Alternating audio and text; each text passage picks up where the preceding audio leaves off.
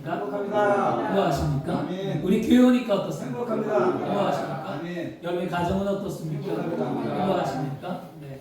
우리는 특별히 5월이잖아요. 가정의 달에 여러분 삶 가운데 더 큰 축복과 더 큰 감사와 더 큰 기쁨이 넘쳐나기를 원합니다. 아멘. 고백할까요? 예수님 안에 아멘. 나는 행복합니다. 행복합니다. 예수님 안에 예수님 안에 나에게 기적이 일어납니다. 일어납니다. 아멘. 아멘. 예수님 안에서였습니다. 아멘. 믿음이 없이는 하나님을 기쁘시게 못하나니 하나님께 나아가는 자는 반드시 그가 계신 것과 그를 찾는 자들에게 상 주심을 믿어야 할지니라. 아멘. 히브리서 11장 6절이었습니다. 오늘도 하나님은 어제나 오늘이나 동일하셔서 살아계신 그 하나님이 우리의 영혼이 잘되고 범사가 잘되고 강건하기 위하여 하나님의 거룩한 제단 앞에 우리를 불러주심을 믿습니다. 아멘. 주님의 부르심이 있기에 우리는 이 자리에 나왔습니다. 그러면 주님이 우리를 왜 불렀을까요?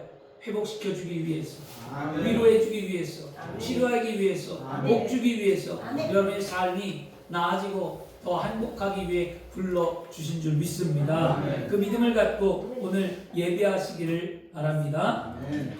그래서 오늘 제목이 뭐냐면 따라하겠습니다. 너는 행복한 사람이로다. 아멘. 아멘. 우리 앞뒤좌우 한번 인사할까요? 당신은 행복한 사람입니다. 당신은 행복한 사람입니다. 아멘. 아멘. 5월이 가정의 달이잖아요. 이제 가정의 달인데요. 이 가정의 달에 모두 다 진짜 참된 행복을 누리기를 소원합니다. 근데 요즘 솔직히 또 말을 보면 뭐냐면 지금 행복하다고 느끼는 사람이 많지가 않대요. 왜냐? 사회가 어렵죠. 그 다음에 정치도 힘들죠. 국가적으로, 세계적으로, 또 개인적인 삶으로 너무 어렵고 힘들기 때문이라고 합니다. 근데 요즘 청년들 세대, 바로 여러분의 자녀들인데요. 청년들이 행복하다고 말하지 않고 뭐라고 말하냐? 불행하다라고 말한대요. 젊은이들이 20대, 30대, 20, 30대들이 뭐라고 하냐? 불행하대요. 행복을 찾아볼 수가 없다라는 말들을 한다라는 거였어요. 열심히 사는데 늘 불안한 거예요. 청년들이. 또 뭔가 하고 있는데 공허하대요. 직장을 다녀도 그렇고 가정을 꾸려도 그렇고 공허 속에 살아가고 있고요. 사람은 많이 만나고 친구도 있고 많은 관계도 형성하고 하는데 늘 외롭대요. 아내가 있는데도 외롭고 자녀가 있는데도 외롭고 일을 하는데도 외롭고 외롭다 이렇게 하면서 불행하다라고 말합니다. 겉으로는 행복한 것처럼 웃고 있는데 혼자 있을 때 우울하고 또 혼자 있을 때 외롭고 혼자 있을 때 불안하고 혼자 있을 때 공허해서 자꾸만 마음이 무너져 내린다고 합니다. 이것이 여러분 청년 세대만의 일일까요? 아닙니다. 이거는 오늘을 살아가는 저와 여러분들도 이와 같은 삶을 살고 있습니다. 왜냐하면 행복을 만들어야 한다라고 배우기 때문이에요. 뭔가를 해야 행복해진다고 했기 때문입니다. 한 청년이 전화가 와서 상담했는데 이렇게 말했어요. 목사님, 취업을 하면 행복할 줄 알았어요. 근데 막상 취업을 하고 보니 예전보다 더 불행합니다. 돈을 벌면 만족할 줄 알았는데요, 목사님. 돈을 버는데 더 답답해요. 목사님, 나는 언제쯤 행복할 수 있을까요? 라고 전화가 왔어요. 그 전화를 딱 듣는데 마음이 좀 아프더라고요. 그래서 오늘 말씀을 정한 게 5월이기도 하고 그 이야기를 듣고 나니까 진짜 행복이 무엇일까 한번 생각해보고 은혜를 나누기를 원하는데요. 주 안에 사랑하는 여러분, 나는 언제 행복할 수 있는 걸까? 이게 오늘 핵심이에요. 이게 설교의 오늘 주제고 오늘 핵심인데요. 우리는 언제 행복할 수 있습니까? 우리가 오늘 함께 읽은 말씀에 신명기 이 말씀에 뭐라 그러냐면 말씀은 아주 놀라운 말을 하죠. 너는 이미 행복한 사람이래요. 놀라운 말을 해주었어요. 그런데 우리가 말씀을 믿지 못하고 자꾸 다른 곳에서 행복을 찾기 때문에 우리는 불행을 느끼는 거였어요. 세상에 성공과 행복 공식이 있습니다. 뭐냐면 세상은 이렇게 말해요. 성공하면 행복하다라고 얘기해요. 세상은요, 돈이 많으면 행복하다라고 말해요. 세상은 연애하고 향락을 즐기면 행복하다라고 말합니다. 근데 현실은 어떻습니까? 여러분, 성공해도 불안한 건 마찬가지였어요. 그리고 연애를 하고 향락을 즐겨도 공허함과 외로움은 채워지지 않는 게 현실이었어요. 그리고 돈을 벌면 더 많은 것을 누릴 줄 알았는데 돈을 버는 만큼 쓰는 게 많고 더 어려워져 간다는 거였어요. 예전에 미국의 헐리우드 배우 중에서 모든 것을 다 가졌던 여자 배우가 이런 말을 합니다. 나는 모든 걸 가졌지만 여전히 공허하다.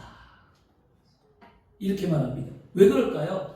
행복은 여러분 결과가 아니에요. 행복은요 뭐냐? 상태야, 상태. 어떤 상태에 놓여 있느냐가 행복을 결정해 주지 어떤 것을 얻었느냐 가졌느냐가 행복한 게 아니라는 거였어요. 오늘 말씀은 우리가 행복한 사람이라고 말씀해 주며 그 행복한 사람은 야훼의 구원을 받은 자라고 분명히 말씀합니다. 그래서 행복은 결과가 아니라 어떠한 상태에 놓여 있냐에 행복의 척도가 달려있다는 것입니다. 그러므로 행복은 조건이 아니라 행복은 관계에 있다는 거예요. 신명기 10장 13절 말씀에 모세를 통해 하나님 뭐라고 말씀하셨냐면요, 내가 오늘날 내 행복을 위하여 내가 명령하는 야훼의 명령과 규례를 지킬지어다. 뭐예요? 행복하길 원하면 하나님의 명령과 규례를 지키라는 거예요. 하나님이 오늘날 우리 행복을 위하여 명령과 규례를 만들었다라는 거예요. 그건 다시 말해서 뭐냐? 이스라엘 백성들과 하나님과의 관계가 하나님의 말씀대로 명령과 규례를 지키면 그들의 삶은 행복하다는 거예요. 그게 뭐예요? 관계예요. 오늘 우리가 행복할 수 있는 것은 하나님과의 관계, 예수님과의 관계, 성령님과의 관계 속에서 우리는 행복할 수 있다는 겁니다. 오늘 5월달에 진짜 여러분 지금까지 느껴보지 못한 참된 평안과 행복을 누리는 5월달이 되어야 할 줄 믿습니다. 그러려면 오늘 말씀을 듣고 새롭게 변화되기를 축원합니다. 오늘 함께 읽은 말씀이 배경이 뭐냐면 모세가 이스라엘 백성들에게 지금 하나님의 명령에 따라 모세는 애굽에서 이스라엘 백성들을 출애굽합니다. 그리고 애굽에서 출애굽한 이스라엘 백성들이 광야길을 40년을 유랑을 하고 광야에서 이제 가나안 땅에 들어가기 직전에 놓여있게 되었습니다. 그때 모세는 가나안 땅에 들어갈 수가 없었어요. 함께 들어가면 좋은데 함께 들어갈 수가 없었어요. 그러니까 모세는 함께 갈 수 없기에 마음이 더욱더 간절해졌습니다. 그래서 모세는요, 신명기의 핵심은 뭐냐? 신명기가 많은데, 내용이 많은데 그 내용의 핵심은 뭐냐면 잊지 말고 기억하고 하나님께 순종하라. 하나님을 잊지 말고 하나님을 기억하고 말씀 앞에 순종하면 행복하고 아름답다는 건데 오늘날도 마찬가지입니다. 오늘날도 하나님이 주신 은혜를 잊지 말고 하나님이 나와 함께하는 것을 기억하고 하나님의 말씀에 순종함으로 말미암아 행복한 삶을 누려야 될 줄 믿습니다. 모세는 그것을 말하며 마지막에 그러면 뭐라고 얘기하냐면 그러면서 너희는 행복한 사람이라고 말하면서 하나님께서 구원을 베푸신 그 은혜를 기억하라고 당부하는 말씀이 오늘 말씀이었습니다. 이스라엘 백성들이 광야의 삶이 그리 행복한 삶은 아니었어요. 여러분, 광야가요. 광야가 뭐 행복하겠냐고요. 광야가 뭐 집보다 좋았겠냐고요. 안 좋아요. 그런데 모세가 행복한 사람이라고 선포한 이유가 뭐냐? 그것은 하나님이 늘 함께 하셨기 때문입니다. 만나를 먹여주시고 메추라기를 주시고 여러분 구름 기둥과 불 기둥으로 인도하고 추위와 더위도 막아주시고 대적의 손에서 건져주시고 그들의 삶이 힘들었지만 환경은 힘들었지만 하나님이 함께함으로 말미암아 그들은 참 행복을 누렸다는 거예요. 우리의 삶이 힘들고 우리의 모습이 힘들고 병들고 마음이 무너져도 우리의 삶 가운데 하나님이 함께하면 우리는 행복한 거예요. 그 참된 행복을 오늘 깨달아야 될 줄 믿습니다. 카타콤의 순교자라는 책이 있어요. 카타콤이 뭐냐면 여러분 카타콤은요 지하 묘지라는 뜻이에요. 원래 지하 묘지 그 당시에 인구들이 많았고 그들 묘지가 없는데 동굴을 파갖고 동굴에 깊숙한 곳에 1층, 2층, 3층 곳곳에 그 시신을 놓는 동굴을 카타콤이라고 얘기합니다. 그런데 베드로가 편지를 쓸 당시에 예수님을 믿는 신앙의 고귀함을 지키기 위해서 카타콤으로 사람들이 들어가 거기서 생활하기 시작했어요. 공기도 안 좋아요. 주거지가 아니에요. 시체가 있는 곳이었어요. 어두웠어요. 습했어요. 환경은 너무나 힘들었어요. 그런데 그들은 예수를 믿는 그들은 그 동굴로 들어갔다라는 거예요. 무엇 때문이냐면 핍박과 환난을 이기기 위해서 그리고 신앙을 잃어버리지 않기 위해서 들어갔다라는 거였어요. 거기서 살고요. 그 당시에 로마 원형 경기장에 가서 야수의 밥이 되고 또 높은 데서 떨어지기도 하고 그리고 주를 찬양하는 성도들이 순교를 많이 당했다라는 거였어요. 그런데 이 책 안에 아주 놀라운 이야기가 하나가 있습니다. 뭐냐면 한 13살의 소녀의 이야기입니다. 13살 소녀 포리오가 믿기 어려운 순교에 고백을 합니다. 13살밖에 안 됐어요. 로마 병정이 말하기를 이렇게 얘기합니다. 내가 예수를 버리면 너를 살려줄게. 예수를 버리면 지금이라도 내가 너를 살려줄게 라고 말할 때 그 아이는 이렇게 말합니다. 예수님은 나에게 영원한 생명을 주셨습니다. 아멘. 이 생명보다 귀한 것을 나는 이미 받았습니다 라고 말하고 이 어린아이가 순교를 선택하고 죽음을 맞이했다라는 이야기가 책에 기록되어 있어요. 주 안에 사랑하는 여러분, 이것이 진짜 신앙입니다. 아멘. 이런 삶이 진짜 행복한 삶입니다. 소년이 순교를 선택한 이유는 뭐예요? 이미 행복을 가졌기 때문이었어요. 아멘. 어떤 행복입니까? 천국의 행복. 하나님께서 영원히 예수 그리스도로 말미암아 우리에게 주신 영원한 생명, 그것을 이미 가졌기 때문에 이 아이는 세상이 두렵지 않았습니다. 예수 믿는 것이 부끄럽지 않았습니다. 예수 믿는 삶이 그에게는 가장 큰 기쁨과 행복이었습니다. 아멘. 저와 여러분들이 그런 삶이 되었으면 좋겠습니다. 아멘. 주 안에 사랑하는 여러분, 성경에 뭐 핵심의 단어를 말하면 많아요. 뭐 사랑도 있고 용서도 있고 여러 가지가 있지만 성경에 그 크게 나누자면 성경은 무슨 책이에요? 구원에 관한 책이에요. 성경은 구원을 빼놓고 말할 수가 없습니다. 구원하기 위하여 사랑이 있고 구원하기 위하여 용서가 있는 거예요. 구원에 관한 이야기인데 그러면 우리는 오늘 뭐라고 말했냐면 모세가 너는 행복한 사람이라고 말하고 야훼의 구원이 너같이 얻은 자가 누구냐는 거예요. 구원받은 자가 행복하다라는 건데 그러면 우리는 오늘 하나님의 구원의 계획을 알면 행복하다는 거죠. 아멘. 그리고 예수 그리스도의 구원의 성취를 깨달으면 우리는 행복하다는 거죠. 그리고 성령의 능력으로 말미암아 구원의 삶을 누릴 때 우리는 행복하다는 거였습니다. 따라하겠습니다. 행복한 사람은 하나님의 구원의 계획을 아는 사람입니다. 아멘. 아멘. 이게 진짜 행복이었어요. 아멘. 이스라엘 백성들에게 하나님이 가장 들려주고 싶었던 이야기가 뭐냐면 내가 너를 사랑한다. 그리고 내가 너를 용서해 주마.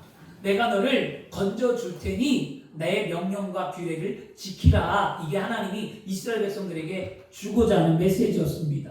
이스라엘 백성들이 광야 생활 40년을 유행하는데 그들이 왜 광야를 걸어갔을까요? 이유는 딱 하나, 불순종이었어요.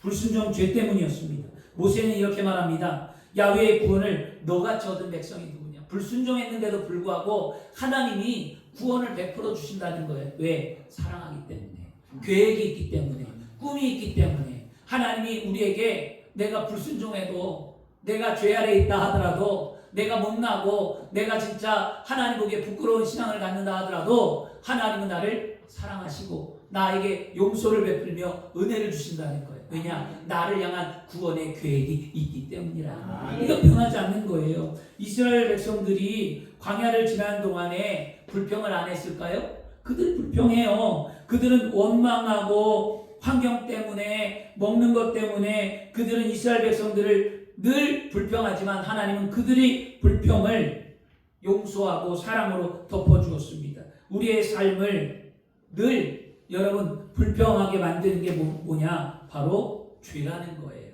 죄는 한 번 들어온 이상 우리가 그리스도의 이름으로 끊어내지 않으면 죄는 절대로 사라지지 않습니다. 내가 그냥 죄가 끊어지겠지. 안 끊어져요. 죄가 끊어지기 위해 몸부림쳐야만 합니다. 예수의 이름을 부르고 예수의 이름의 능력을 갖고 예수님 앞에 나와 죄를 고백하고 예수의 이름으로 흑암을 쫓고 예수의 이름 앞에 나와야 죄가 청산되는 거예요. 그런데 가만히 있는다고 죄가 떠납니까? 안 떠납니다. 어떤 집사님이 그랬어요. 목사님, 이제 제가 술을 안 먹어요. 얼마나 안 드셨어요? 몇 달 동안 한 번도 안 먹었어요. 나는 이제 이길 수 있을 것 같아요 라고 얘기했습니다. 그러나 몇 달이 지난 후에 다시 술독에 빠졌습니다. 이유가 뭘까요? 술은 본인의 의지로 끊었던 거였어요. 하나님이 주신 의지는요 절대로 생각나게 하지 않습니다. 그러면 끊으려면 어떻게 해야 합니까? 하나님께 몸부림쳤어요. 그 집사님께 말했어요. 집사님, 다음부터는 집사님의 의지대로 술을 끊지 말고 예수의 이름을 부르고 하나님의 은혜를 구하고 그 술을 끊고 하나님의 거룩한 삶을 살고자 기도하시길 바랍니다. 그랬더니 정말 예수의 이름을 붙들고 기도해서 술을 끊었다는 거예요. 여러분, 이 자리에 술, 담배 하시는 분들도 계실 거고 이 자리에 끊은 분들도 계실 거고, 그러면 끊은 분들은 어떻게 끊었습니까? 단번에 끊어졌어요. 왜? 예수의 이름을 의지했기 때문에. 그분 앞에 의지했기 때문에 그런 일이 일어난 거잖아요. 오늘 우리는 그렇게 해야만 합니다. 우리가 죄가 우리에게 들어오면 죄는 부패합니다. 여러분, 부패하면 제 기능을 할 수가 없어요. 음식이 부패하고 과일이 부패하고 사람이 부패하면 제 기능을 하려고 해도 할 수가 없다는 거잖아요. 스펄전 목사님이 말합니다. 뭐라고 말하냐면 유명한 설교를 합니다. 회개의 설교를 했어요. 목사님이 돌아오기를 이렇게 말합니다. 여러분, 죄의 감옥에 우리는 갇혀 있습니다. 스스로 벗어날 수 없습니다.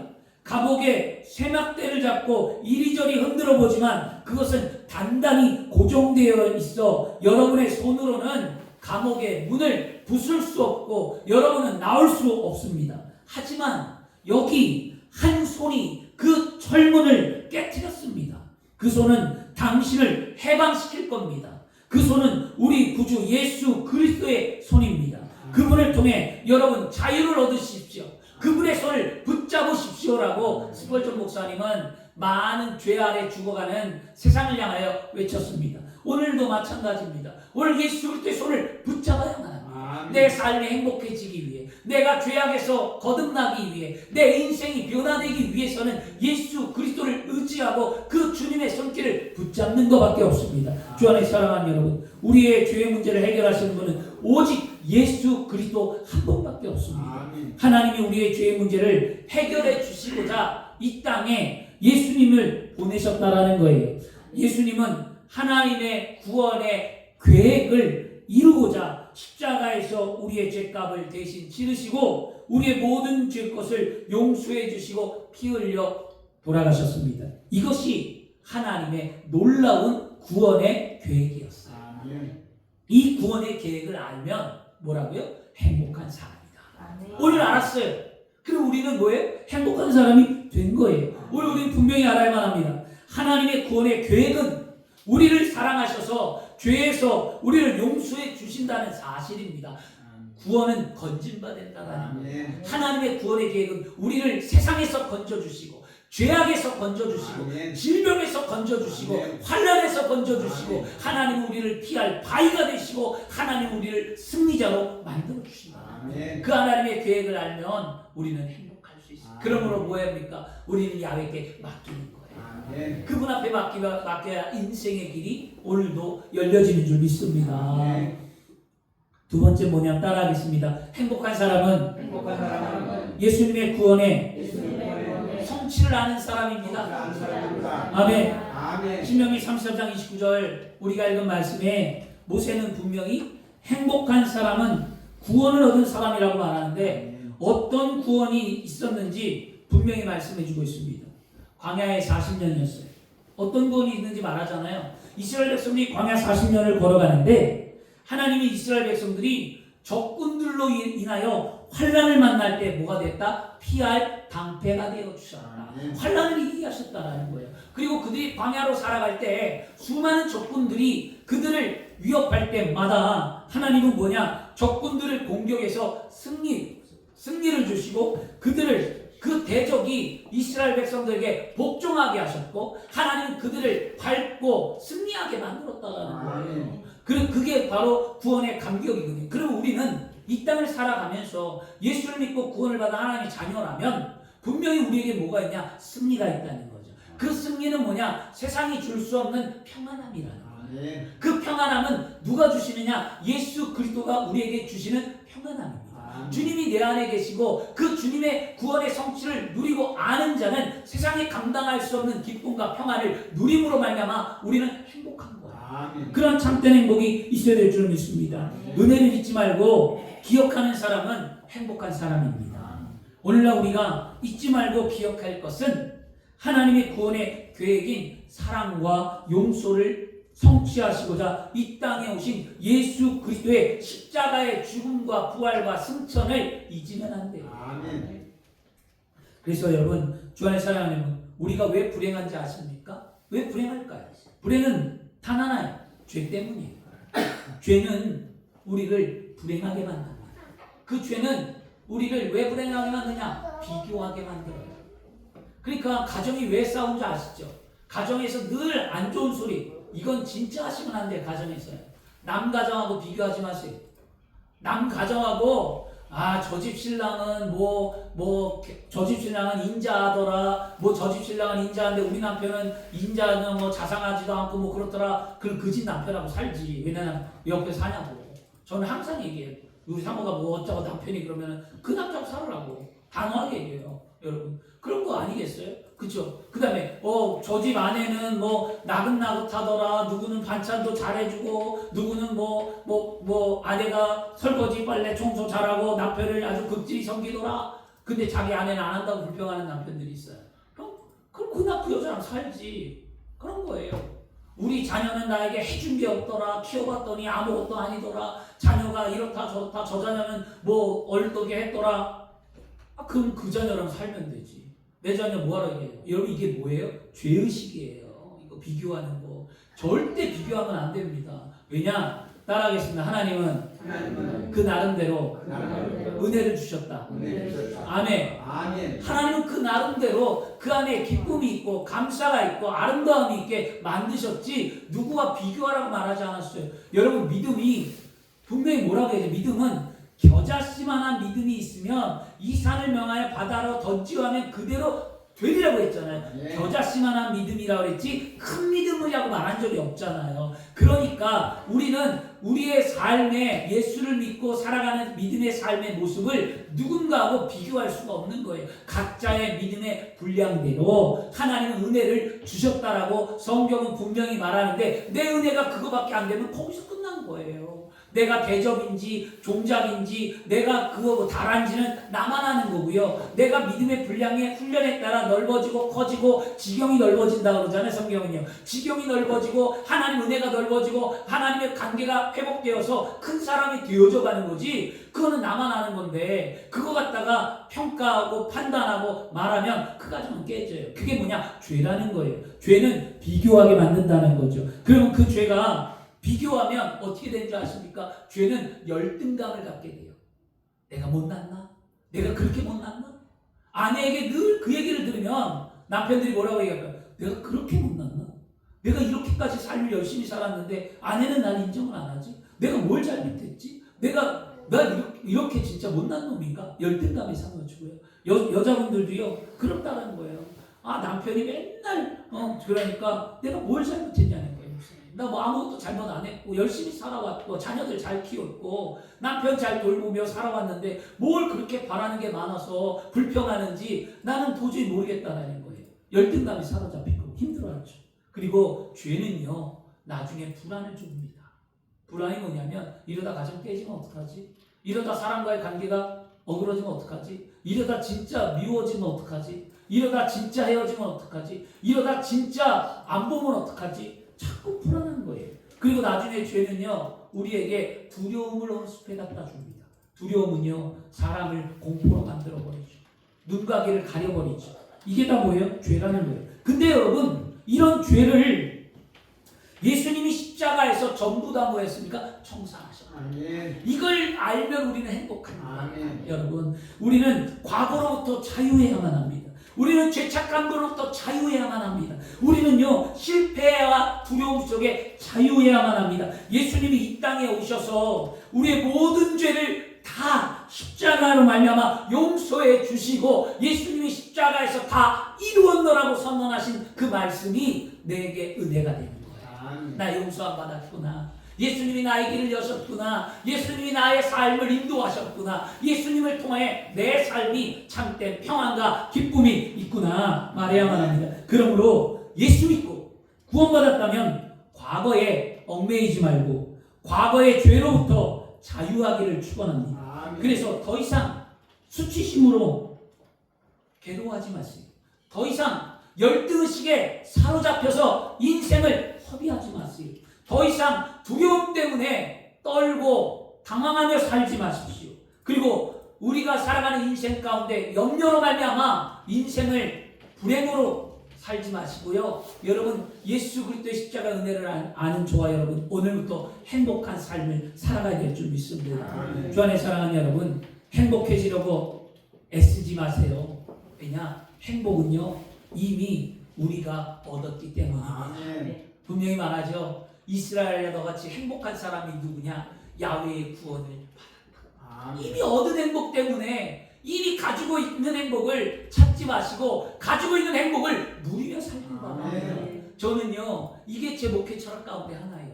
예수 믿고 행복해서 이 땅의 삶이 뭐 천년만년 사는 것도 아닌데 이 땅의 인생이 짧은데 왜 이 짧은 인생을 예수를 믿고 왜 불행하며 살아가냐고요. 예수를 믿고 짧은 인생 누리면서 하나님이 주신 은혜를 누리고 하나님이 주신 삶의 아름다움을 누리고 하나님이 주신 것을 마음껏 누리다가 천국 가야지 누리지 못하고 소유했는데도 가졌는데도 그 가진 것을 깨닫지 못하고 인생을 허비하며 사는 어리석은 사람이 되지 말고요. 여러분 오늘 누리시기를 바랍니다.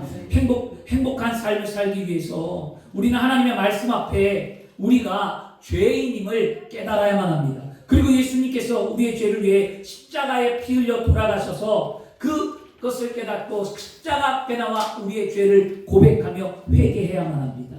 예수님께서 이루신 하나님의 구원의 계획은요 회개로 말미암아 우리에게 주어지는 거예요. 그래서 여러분 회개에 대한 대조적 인물이 성경에 나오잖아요. 예수님의 제자들 가운데 두 사람이 있어요. 가룟 유다와 베드로. 여러분 가룟 유다는 예수님을 은삼실에 팔아넘기는 죄를 범했습니다.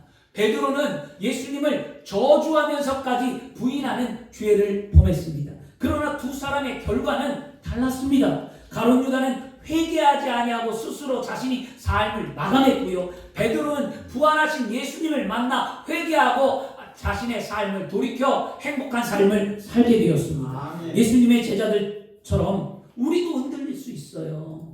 그러나 어떤 경우에도 절망으로 자신의 삶을 마감해서는 안 됩니다. 예수님은 우리가 죄로 인하여 넘어지고 쓰러져 있는 것을 이해하십니다.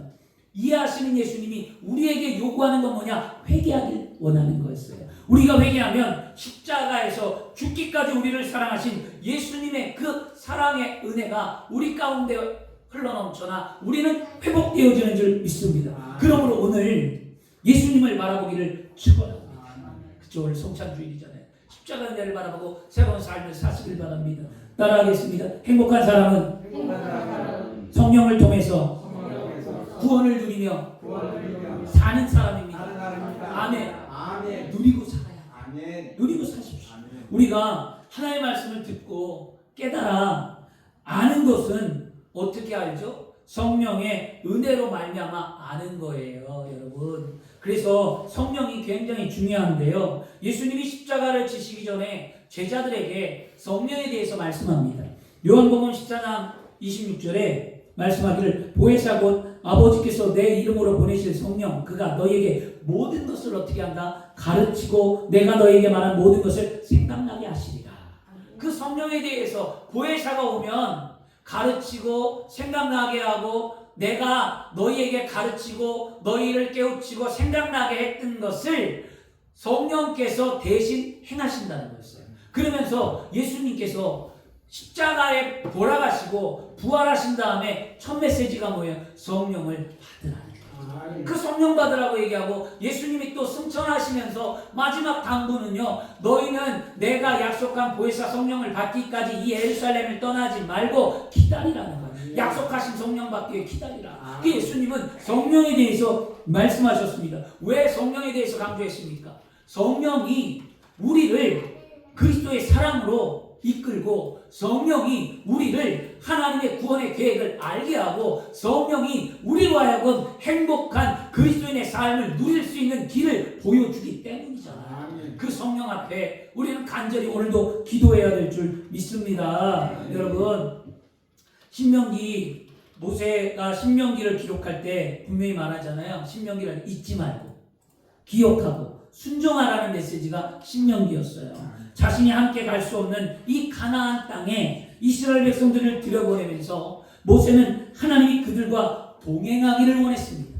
그래서요, 시편 105편 말씀에 훗날 시편 기자가 이렇게 하나님과 동행한 삶을 표현했습니다. 뭐냐면 이스라엘 백성들을 광야에서 인도하신 하나님을 찬양하는데요. 하나님은 광야에서 밤에는 낮에는 구름 기둥으로 밤에는 불 기둥으로 이스라엘을 인도하셨다라고 말하고요. 이스라엘 백성들이 만나와 메추라기를 그들이 목이 마를 때 반석에서 물을 내게 하셨다라고 말하며 하나님이 그들과 동행하셨고 하나님이 함께 하셨다라는 것을 그들은 나중에 찬양합니다.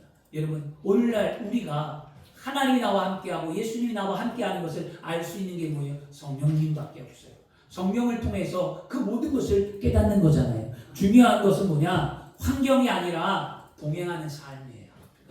오늘 하나님과 예수님과 성령님과 동행하고 계십니까? 동행하는 삶을 살아가는 게 믿음이지. 여러분, 믿음이 뭐냐고 묻는다면 믿음은 동행하는 삶이에요. 하나님이 함께 하시면 광야에서도 복되게 살아갈 수 있고요. 하나님과 동행하는 삶이 진짜 행복한 삶이라는 거죠. 여러분, 옛날에 영국에서요, 교통이 발달하기 전에 영국 언론사에 이런 글이 있었어요. 뭐냐면 런던까지 가장 편하게 가는 방법이 무엇인지 아는 사람은 이 공모에 답하라는 거였어요. 상금을 준다는 거예요. 그러니까 여러 사람들이 답을 합니다. 뭐 부모랑 갑니다, 아이랑 갑니다, 뭐 누구랑 갑니다, 어떻게 가면 행복합니다. 많은 엽서가 왔어요, 신문사에. 근데 그 신문사에서 가장 1등으로 뽑은 게 뭐냐? 이거였습니다. 답 중에 1등은 가장 친한 친구와 함께 가는 것이다. 인생에 있어서 가장 행복한 것은 가장 친한 사람과 함께 가는 거예요. 여러분이 누가 가장 친할까요? 여러분, 남편, 아내, 자녀, 누굽니까? 우리에게 가장 친한 것은 오직 살아계신 하나님과 오직 예수 그리스도와 오직 성령님밖에 없다는 거예요. 그분과 함께 동행하는 인생만큼 참된 평화가 없고 기쁨이 없다는 것을 우리는 분명히 알아야만 합니다. 주 안에 사랑하는 여러분, 참된 행복은 환경이 아니라 뭐예요? 하나님과 동행하는 거.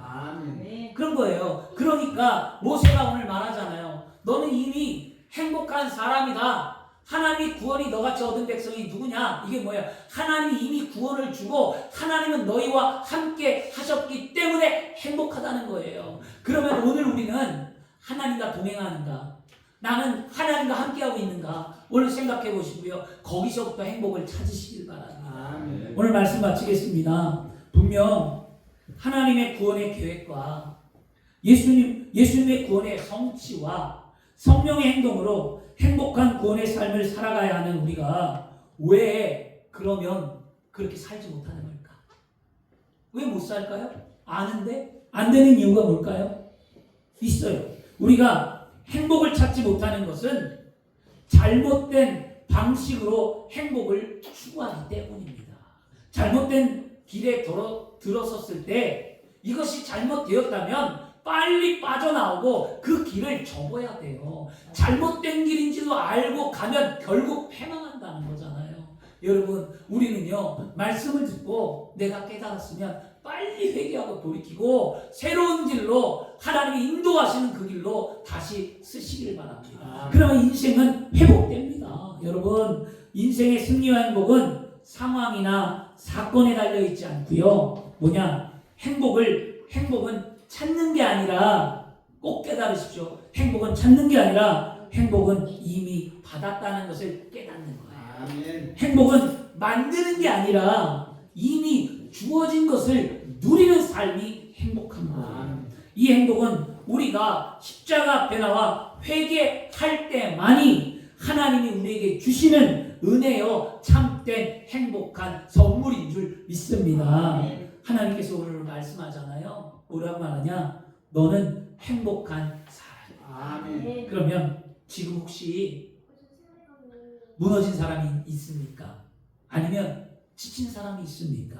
아니면 공허한 사람이 있습니까? 아니면 자꾸 불행의 연속에 놓여 있고 내가 불행하다라고 스스로 자신을 원망하며 삶을 살고 있습니까?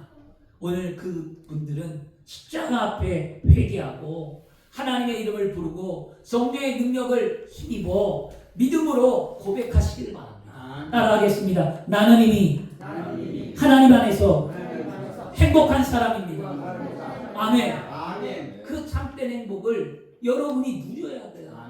그 행복을 선포하고 많은 사람 앞에 그 행복이 흘러넘쳐나 주변의 사람들이 여러분을 보고 주님 앞에 돌아오는 역사가 나타나야 될 줄 믿습니다. 그러기 위해서는요, 뭐가 달라져야 합니까? 생각이 달라지고 말이 달라지고 행동이 달라져야만 합니다. 이것이 안 달라지면 우리는 변화가 안 됩니다. 원래 나는 그래요. 원래 천성이 그래요. 난 원래 말은 그렇게 해요. 나는 원래 그렇게 살아왔어요가 아닙니다. 원래가 어디 있어요? 예수를 믿으면 변화되는 거예요. 원래 그렇다라는 건 뭐냐? 아직도 자기 자아가 강하고 자아가 깨어지지 않기 때문에 원래 나 그래 이렇게 얘기하는 거예요. 그러나 예수님이 계시면, 하나님이 임재하면, 하나님은 죽은 자도 살리시는 하나님이, 없는 것을 있는 것 같게 하시는 그 하나님이 우리의 사람의 심령 하나 못 고치시겠습니까? 하나님이 사람의 마음을 못 돌이키시겠습니까? 하나님이 우리를 변화 못 시키시겠습니까? 할 수 있어요.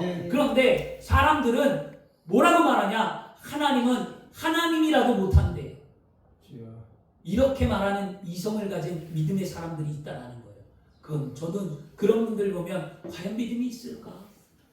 저렇게 말하면서 믿음이 있고 왜 기도할까? 여러분, 하나님은 못하실 일이 없는 분입니다. 그러므로 남편을 변화시키고요, 자녀를 변화시키고요, 여러분의 삶을 변화시키고요, 우리 교회를 변화시키고요, 우리가 행복한 그리스도인으로 참된 평안을 누릴 수 있도록 만들어주실 줄 믿습니다. 그러려면 우리는 십자가 앞에 나와 우리의 잘못됨을 돌이키고 회개하며 성령의 충만함을 받고 다시 일어나 하나님의 은혜 속에 들어가 그것을 누리며 삶을 살아가야 될 줄 믿습니다. 그런 삶이 되기를 오늘도 그리스도 이름으로 축원합니다. 기도하겠습니다.